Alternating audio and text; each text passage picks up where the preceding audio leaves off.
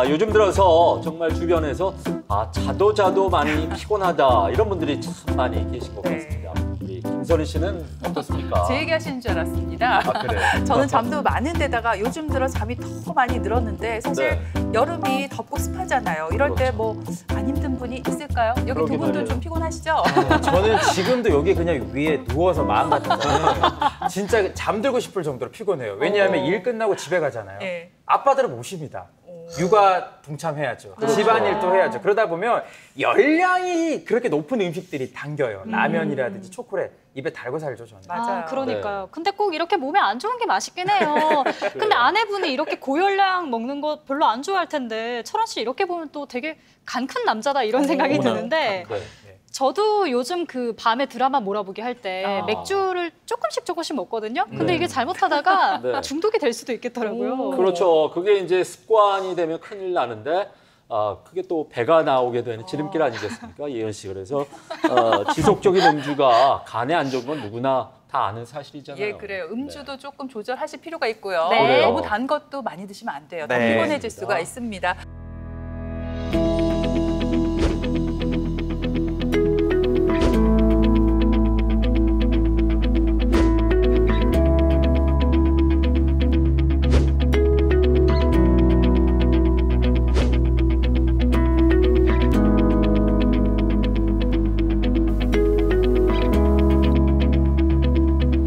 오늘은 특별히 간이 그렇게 썩 좋지 않은 김철원 씨를 위해서 준비한 시간이 되겠습니다.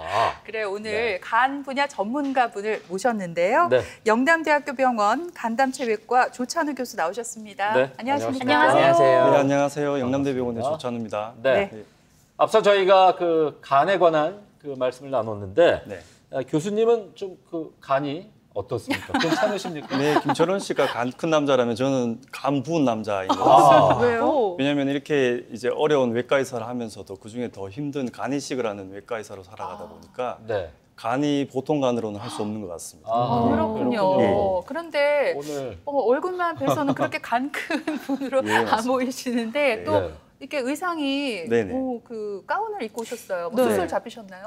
아니 그렇지 않고요. 요즘에 유튜브라든지 보통 이제 촬영할 때 보면 의사 선생님들은 이제 이렇게 가운을 입고 네. 촬영하는 게 좋은 것 같고요. 또 마침 또 제가 이 가운이 또 새로 나와가지고 오. 예, 그래서 또 깔끔하게 예. 가운으로 이렇게 촬영에 임하게 됐습니다. 멋있으세요. 너무 잘 어울리시네요. 그러니까요. 예쁩니다. 예, 유튜브를 관찰이십니다. 많이 보셨네요. 우리 교수님은 보니까 또 좋은 의미로 간이 부으셨지만 네. 저는 그냥 간만 그냥 큰 남자예요. 한때 이제 간 큰 남자 시리즈라고 유행했었어요. 맞아요. 기억나세요? 네. 30대 간 큰 남자들은 아내가 나갈 때 이렇게 묻습니다. 어디가? 40대는요? 언제 돌아올 거야? 50대 남자들은 나도 같이 가. 아하. 이게 진짜 간 큰 남자들이거든요. 좀 씁쓸하기도 한데 교수님, 근데 저희가 어떤 비유를 할 때 뭐 간의 비유를 많이 하잖아요. 실제 간과 연관이 있을까요? 네, 우리 몸에 간이 하는 일이 많다 보니까 예로부터 이제 간이 크다, 간의 기별도 안 간다 등등 그런 일이 많은 것 같아요. 이제 에너지를 간이 만들고 몸과 마음이 이제 단단해지면서 두려움이 없어지기 때문에 아마도 그런 이제 표현들이 있는 것 같고요. 어떤 면에서는 그런 표현들이 이제 일리가 있는 것 같습니다. 네. 예.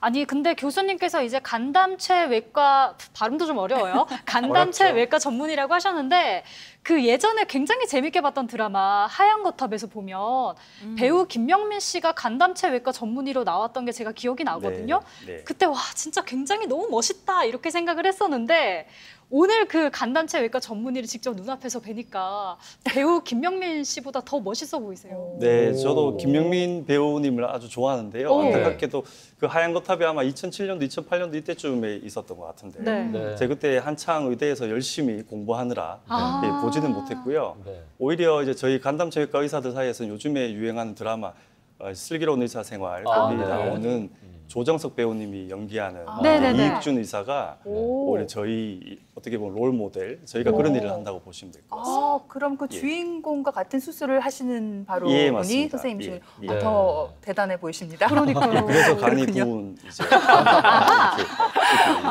예. 사실 간담체 외과 하면은 네. 일반인들한테는 생소한 과잖아요. 그렇죠. 저희가 네네네. 뭐 언제 아프면 가야 되나 이런 것도 네. 모르겠는데 예. 구체적으로 어떤 과인가요? 예, 간담체 외과에서는 이제 간, 담낭, 이제 췌장 이 세 가지를 줄인 말인데요. 우리 몸의 이제 우측 상복부에 보면 네. 간을 비롯해서 이제 그와 연결된 담도와 담낭 그리고 췌장까지 이렇게 이쪽 부분에 어떤 문제가 생겼을 때 수술을 해야 될 경우에 이제 수술을 담당하는 그런 외과 의사라고 할 수 있습니다. 작게는 이제 쓸개절제술, 담낭절제술이라는 수술부터 예, 크게는 뭐 요즘에도 잘 아시겠지만 췌장암 수술 네. 그리고 간 이식까지 그렇게 하고 있고요. 저는 주로 이제 간 절제와 간 이식을 담당하는 외과 의사입니다. 자, 우리 조찬우 교수님에 대해서 제가 조금 더 보태자면 이 네. 대봉에서 제가 또 누굽니까? 건강 365 명탐정 철원이잖아요. 조사를 했습니다. 네. 세계 복강경 간학회의 3차 세계회의에서 최우수 논문상을 수상하셨죠? 네, 아니 맞습니다. 왜 취조를 하는 네. 분위기예요? 왜냐하면 그렇습니다. 정확하게 짚고 넘어가야 돼요. 네. ILLS가 예, 있습니다. 맞습니다. 인터내셔널 이제 라파로 있습니다. 예. 맞으시죠? 좀 이야기 네, 해주세요. 맞습니다. 인터내셔널 네. 라파로스코픽 리버 서저리 예, 그렇게 됐고요. 예. 그게 이제 보통 간 이식을 하게 되면 기증자 수술을 하잖아요. 근데 예전 같으면은 기증자도 이제 크게 배를 열어서 개복으로 하는 그런 수술을 했었어야 됐는데 요즘에는 복강경으로 아주 이제 작은 몇 개만 구멍을 뚫어서 이제 수술을 하게 되는 그런 수술 방법들이 병원마다 이렇게 많이 시행되고 있고요. 최근에 제가 그 복강경 수술 중에서도 좀 새로운 수술 방법으로 이제 수술을 시행해서 기증자와 또는 수혜자의 안전이 보장되게 그렇게 좋은 성적으로 수술이 진행된 게 있어서 네. 그것들을 마침 학회에 보고했더니 이제 이렇게 좋은 상을 받게 되었습니다. 야.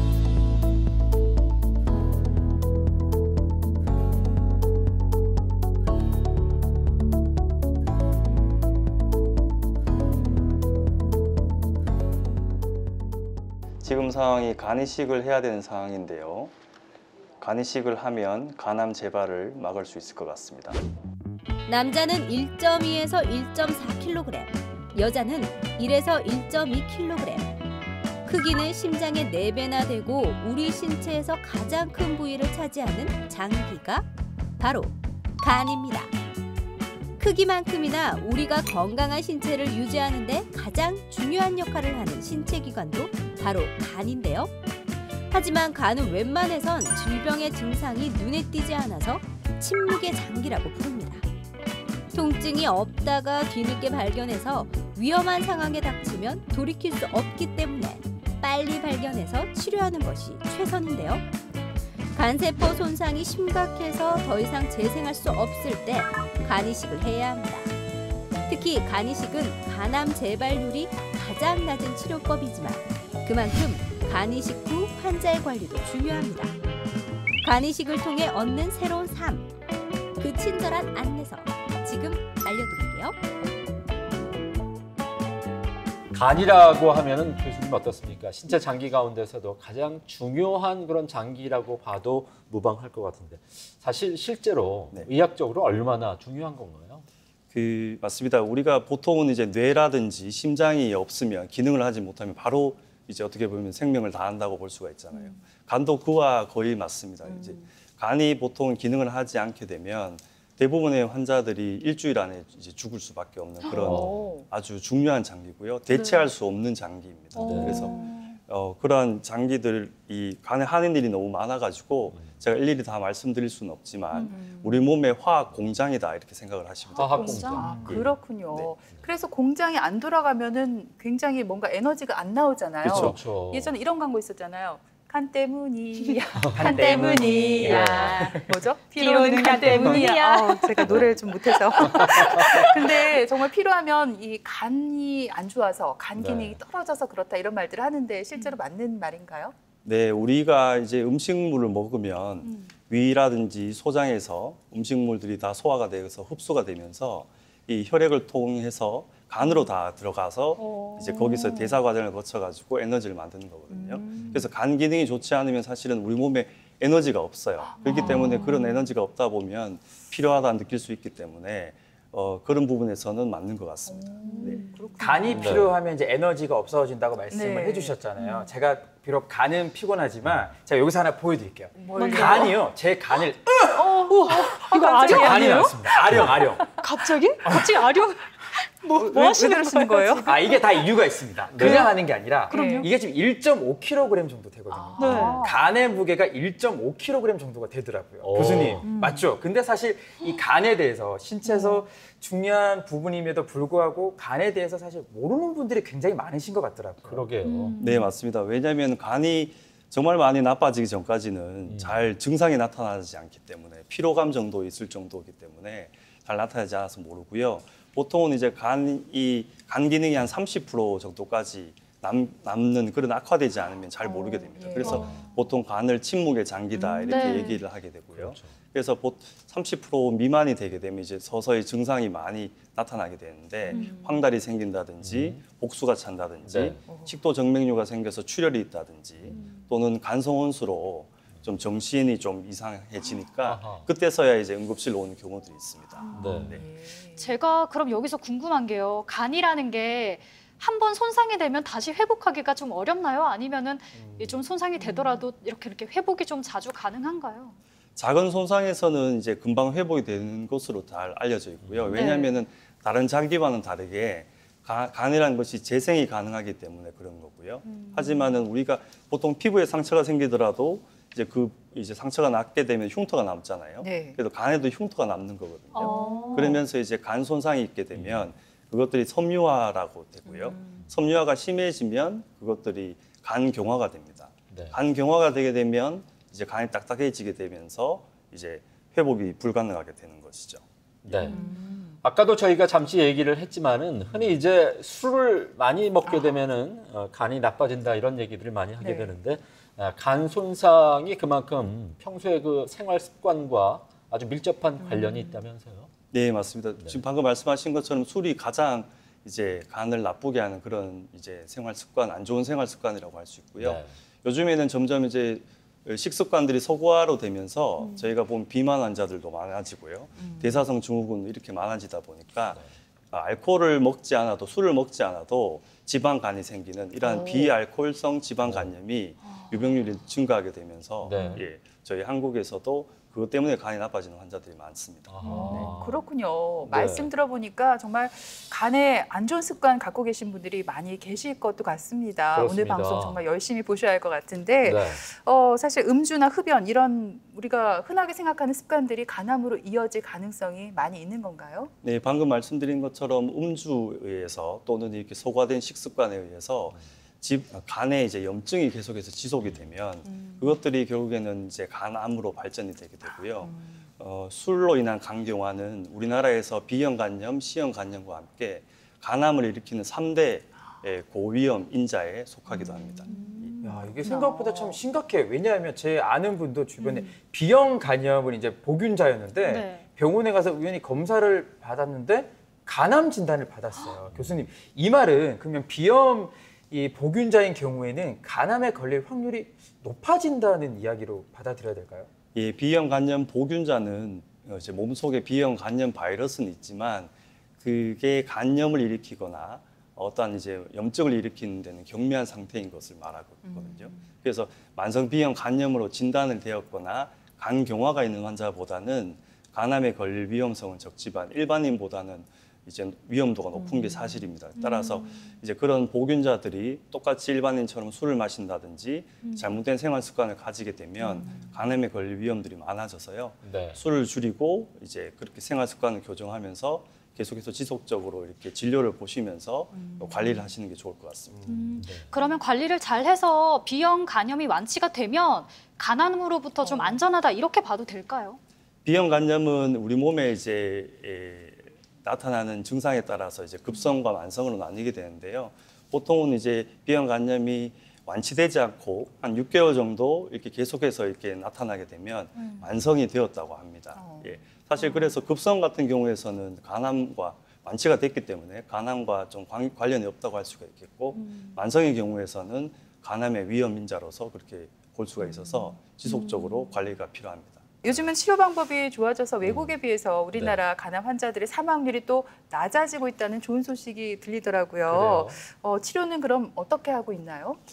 우리나라 간암 생존율은 외국에 비해서 좋은 것은 맞지만 아직도 이제 간암 진단받고 이렇게 5년 생존율이 35% 정도밖에 되지 않을 정도로 생각보다 굉장히 적은데요. 예, 맞습니다. 예. 아주 네. 낮습니다. 그 이유는 이제 간암이 진단받고 나서 어떤 치료를 할 수 있느냐에 따라 달라지는데요. 제가 주로 이제 외과 의사가 담당을 하는 이제 간암이 진단되고 나서 그 간을 잘라서 이제 암을 없애는 그런 간 절제술이 있겠고요. 병든 간 자체를 이제 이식으로 해서 바꿔주는 그런 간 이식이 있을 수 있겠습니다. 그 두 가지를 외과 의사들이 담당을 하고요. 그리고 이제 아주 높은 열로 간암 자체를 태워서 없애는 고주파 소작술이 있습니다. 이 세 가지가 근치적 치료가 되고요. 네. 이 근치적 치료를 받을 수 있는 환자에서는 좀 생존율이 유의하게 한 70% 정도로 높게 되는데 그 다음에 있을 수 있는 게 암을 먹여 살리는 혈관을 막는 경동맥 화학 색전술이라든지 방사선 치료 그리고 화학 이제 요법 이런 식으로 넘어가게 되면 갑자기 이제 생존율이 많이 낮게 되죠. 그래서 전체 환자를 다 모아 보면 5년 생존율이 35% 정도밖에 되지 않습니다. 네. 저희가 쉽게 좀 이해를 하려면 간이 나빠졌을 때 수술을 하는 방법이 있고 또 간 이식을 받는 방법이 있다고 하셨잖아요. 상황에 따라 좀 다를 것 같아요. 수술을 하는 경우는 어떤 경우일까요? 예, 수술은 보통 이제 환자가 간 밖으로 전이가 없으면서 이 수술을 받을 때 남는 간이 이제 확실히 좋아서 간 부전에 빠지지 않을 정도로 간 기능이 좋은 환자들에 있어서는 수술을 진행하고요. 간 기능이 좋지 않은 환자에 있어서는 다른 방금 말씀드렸던 그런 치료들을 받거나 또는 이제 기증자가 있다면 간 이식을 받아야 됩니다. 보통 이제 우리가 생각하면 뭔가 이 간암 수술 복잡하고 약간 절차도 어렵고 이렇게 생각이 드는데 복강경은 사실 뭐 흉터 치료도 잘 남지 않는 그런 수술 아닌가요? 네, 맞습니다. 간은 우리가 우측 상복부에 있다고 했잖아요. 네. 그러면서 이게 갈비뼈에 딱 보호되어 있는 식으로 되어 있기 때문에 간을 조금 떼든 많이 떼든 간에 이제 J자 형태로 크게 열어야 됩니다. 한 30cm 이상 그렇게 열어야 되는 그런 개복술을 예전부터 많이 시행되어 왔는데 최근에는 이런 복강경 기술들이 많이 발달되게 되면서 한 1cm 정도 되는 그런 투과침을 이제 삽입을 해가지고 한 5개 정도 그렇게 해서 이제 복강경으로 수술하게 되면 이제 방금 말씀드렸던 이제 큰 이제 복부 근육을 가로로 이렇게 절개하는 그런 상처가 없기 때문에 통증도 훨씬 더 적고요. 회복도 빠르고 말씀하신 것처럼 미용적인 효과도 당연히 있게 되고 그렇게 진행을 할 수 있습니다. 그렇군요. 이제 이 간암의 수술적인 치료에 대해서 지금 얘기를 나누고 있는데 간암 수술 같은 경우에 그렇다면 재발 없이 온전하게 일상생활로 수술한 다음에 돌아올 수 있는 건가요? 어떻습니까? 네, 그 수술 후에도 사실은 한 40% 정도의 환자에서는 재발이 있습니다. 왜냐하면 간 자체가 술이라든지 다른 바이러스 간염이라든지 이러한 것들로 나머지 간들도 다 손상을 받았기 때문에 네. 시간이 지나면 그렇게 손상받은 간들이 이제 다시 암으로 발전되는 경우들이 있어서 그런 거죠. 하지만 수술을 받게 되면 다른 이제 장기의 어떤 수술보다는 항암 치료라든지 이런 거 필요 없이 완전하게 절제가 되었다면은 이제 추가적인 치료 필요 없이 경과 관찰만 하면서 재발만 그렇게 여부만 관찰하면 됩니다.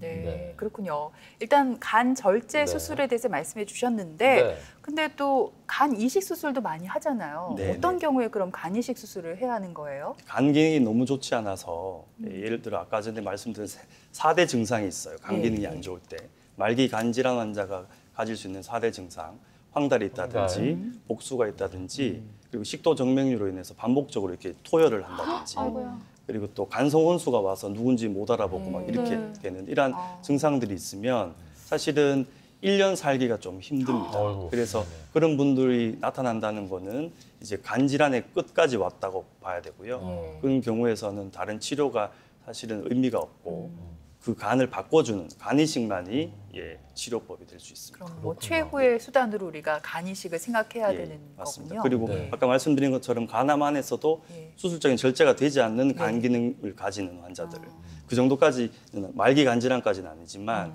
그 정도의 이제 간 기능을 가지는 간암 환자들에 있어서도 간 이식을 시행하게 됩니다. 네. 뭐 간 이식이라고 하니까 굉장히 또 물론 어려운 또 수술이 맞겠습니다만 요즘 워낙 또 의학 기술이 발달해서 잘 이루어지고 있는 사례를 저는 접해본 적이 있거든요. 근데 간 이식을 하려면 사실은 간 기증자들이 많아야 되는데 제가 뭐 드라마에서는 효성 깊은 아들, 딸이 또 부모님 위해서 간 기증을 하는 경우도 있지만 사실 내 간을 또 떼어낸다는 게 참 쉽지는 않을 것 그렇죠. 같거든요.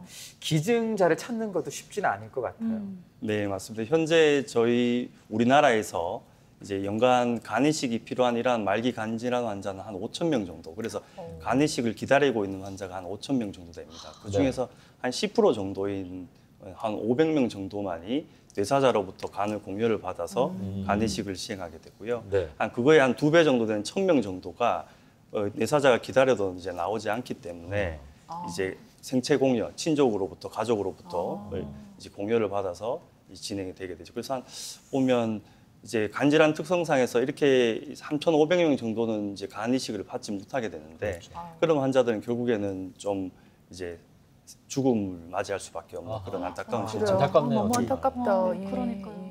그런데 저도 궁금한 게 뭐 요즘 인공장기 같은 게 있잖아요. 간 같은 경우에는 인공장기는 안 될까요? 네, 너무 하는 일이 많아서요. 그래서 뭐 이제 한 가지 일들을 분담할 수 있겠지만 그런 것들을 전체 만들면 아마 이 스튜디오보다 더 큰 장비가 나와야 되기 때문에 만들 수가 없고 그래서 좀 여러 가지 네. 어떤 인공장기라든지 또는 이제 이종이식이라고 네. 해가지고 동물로부터 동물. 돼지라든지 네. 원숭이부터 이렇게 간을 이식하는 그런 여러 가지 장벽들이 있지만 그런 것들이 많이 연구되고 있습니다. 그렇군요. 진짜 간이 참 중요한 장기다 이런 생각이 드네요. 소중해요. 그러니까요. 아니 근데 사실 저희 같은 경우는 드라마에서만 봤지만 교수님 같은 경우는 간 이식 때문에 좀 안타까운 상황도 많이 보셨을 것 같아요. 네, 안타까운 상황들도 있고 아름다운 상황들도 있는데 결국에는 기증자가 희생을 하는 그러한 상황들인데 드라마에서처럼 정말 본인이 이제 지방간이 심해가지고 이식을 하지 못하는 상황이니까 네. 식단 조절과 이제 운동을 통해 가지고 3개월 만에 지방간을 완전히 회복시켜가지고 어머니한테 이식을 하는 그런 아들도 봤고요. 네. 하지만 또 안타까운 경우에서는 알코올성 간경화로 첫 번째 딸에게 이식을 받고 또다시 회복이 되고 나니까 그 아버님께서 또 술을 드셔서 두 번째 딸에게 다시 이식을 받는 그런 안타까운 일들도 있었습니다. 예, 참 별의별 일이 다 생기는군요. 네, 맞습니다. 예, 알겠습니다.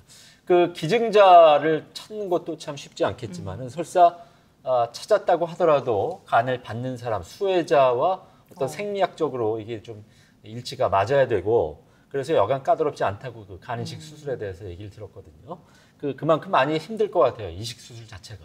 네, 맞습니다. 그렇게 방금 말씀하신 것처럼 까다로운 조건을 다 통과해서 이식을 하게 될 때도 또 수술 자체가 힘든 부분들이 있는 게 간이 나쁘게 되면 출혈이 많거든요. 그래서 계속 출혈을 바라보면서 수술을 해야 된다는 점이 아주 어렵고요. 네. 특히 또 뇌사자 간 이식 같은 경우에서는 타 병원에 가서 이제 그 뇌사자가 있어서 간을 떼서 와야 되거든요. 구득이라고 하는데 네. 그 구득을 하게 되면 보통 이제 타 병원에서 오후나 저녁에 시작을 하게 되고요.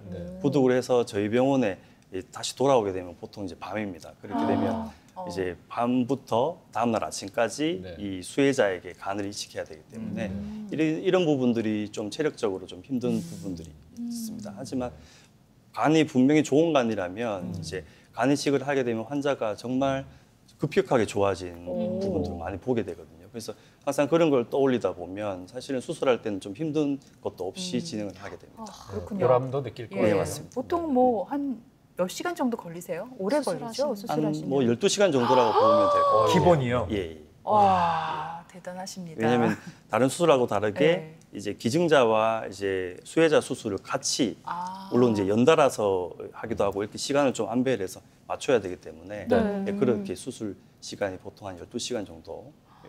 그렇군요. 예. 네.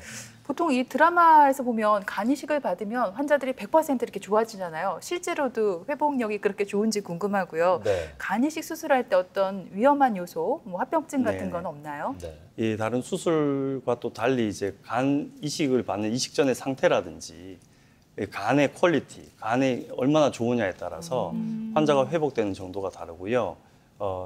수술이 또 힘들다 보니까 수술로 인한 사망률이 한 5% 정도 됩니다. 그리고 합병증은 좀 흔하고요. 한 30% 정도까지 합병증이 있을 수 있고 가장 흔하게는 이제 연결한 부위에 담도 부위에 누출이 있다든지 협착이 있다든지 이런 합병증들이 있습니다. 하지만 대부분은 이제 영상의학과적인 시술이라든지 또는 약물로서 이제 조절이 됩니다. 네. 근데 환자 입장에서는 상담 받을 때 우리 교수님께 많이 여쭤보실 것 같아요. 교수님, 이 간 이식을 받는 게 효과적일까요? 아니면 뭐 일반적인 절제술을 받아야 될까요? 이런 질문들도 하실 것 네, 같거든요. 그 병든간을 제거한다는 그 측면에서 보면 그리고 간암의 재발률이라든지 생존율 측면에서 보면 당연히 간 이식이 훨씬 더 좋은 것이지 않습니다. 하지만은 이제 뭐 수술로 인한 어떤 이제 사망률이라든지 또는 기증자의 희생이 필요하다는 그런 측면에서 본다면 간절제를 할 수 있으면 당연히 간절제를 먼저 고려하고요. 그 이후에 재발이 있는 경우에서 다시 또 간 이식을 하는 경우들도 있거든요. 그래서 간 이식은 차선책이 되는 것이 좋을 것 같습니다. 네. 그 간 이식하고 절제술을 하는 경우에 일상생활로 돌아오기까지는 시간이 한 어느 정도 걸릴까요? 합병증이 있거나 환자분의 이식전 상태라든지 이런 여러 가지 요소에 따라서 달라지는데요. 그래서 간절제보다는 당연히 간 이식이 회복되는 속도가 조금은 더딥니다. 그래서 간절제 같은 경우에서는 한 3개월 정도 걸린다면 간 이식은 보통 이제 한 5에서 6개월 정도 지나면 이식받기 전에 건강했던 상태로 보통은 돌아오게 됩니다. 보통 우리가 코로나 같은 경우에도요. 네. 평소에 당뇨라든지 고혈압 같은 기저질환이 있으면 더 조심해야 된다 이렇게 그렇죠. 말하잖아요. 네. 이 경우는 어떤가요? 간질환이나 간암도 마찬가지 아닐까요? 네, 이 간이 또 하는 기능 중에 하나가 우리 몸의 면역의 일정 부분을 담당하거든요. 그래서 간이 안 좋게 되면 당연히 코로나 이후에도 여러 가지 좀 안 좋은 예후들이 생길 수가 있는데요. 여러 보고들이 지금 많이 나오고 있어요. 그래서 바이러스 간염이라든지 네. 자가 면역성 간염, 간암 같은 경우에서는 이제 코로나로 인해서 유의하게 예후가 나빠지지 않는다고 알려져 있고요.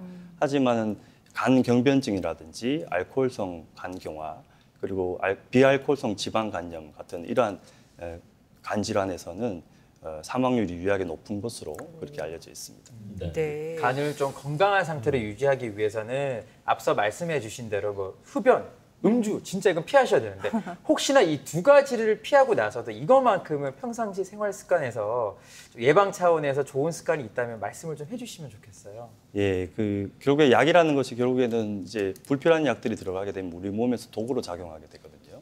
그래서 각종 건강 보조식품이라든지 그런 생약제들 같은 민간요법들 같은 약제를 불필요하게 많이 먹게 되면은 간에 해로울 수 있기 때문에 복용을 삼가하시는 게 좋겠고요. 그리고 체중 감량이 간에 좋다고 해서 급격하게 체중을 빼게 되면 오히려 지방간이 더 생길 수가 있습니다. 그래서 네. 적당한 어떤 체중 감량과 함께 적절한 운동이 함께 병행됐을 때 간에 더 유리하다고 할 수가 있겠습니다. 흥미로운 것은 최근에 이제 발표된 여러 연구들에서 보면 음식 중에서 우리 몸으로 입으로 들어가는 음식 중에서 커피만이 유일하게 간암의 발생률을 낮추는 그런 우와. 유의한 낮춘다고. 예, 유의한 신기하다. 그런 인자로 밝혀져 있습니다. 네. 그렇군요. 믹스 커피 이런 거 말고 이제 원래 커피. 그래요? 그럼 예. 방송 끝나고 커피 커피 좀 한 잔 다 좋아하시네요. 하러 가야 되는 거 좋은데요? 그러게 아닌가요? 말입니다. 네. 예. 네, 아니 오늘 교수님 말씀 들으면서 계속해서 야 진짜 내 간은 어마무지하게 중요하구나 이런 생각을 계속했어요. 간이 피로하지 않게 이 피로 회복제를 자주 좀 먹어줘야 될 것 같고 무엇보다 철원 씨가 저한테 스트레스를 안 줘야 돼요. 제 간이 피로해지기 때문에. 저는 이런 말 할 때마다 간담이 서늘해집니다. 아 다행이네요. 네, 저는 잘했어요. 네. 그래요. 그래요. 두 분 싸우지 마시고요. 그래요. 어쨌든 오늘 정말 유익한 시간이 됐던 것 네. 같습니다. 앞으로 우리 환자들을 살리는 정성을 다하는 명의로 계속 우리 교수님 힘써 주시길 부탁 말씀드리고 오늘 나와주셔서 좋은 말씀 감사드립니다. 네, 네, 감사합니다. 초대해 주셔서 감사합니다. 고맙습니다.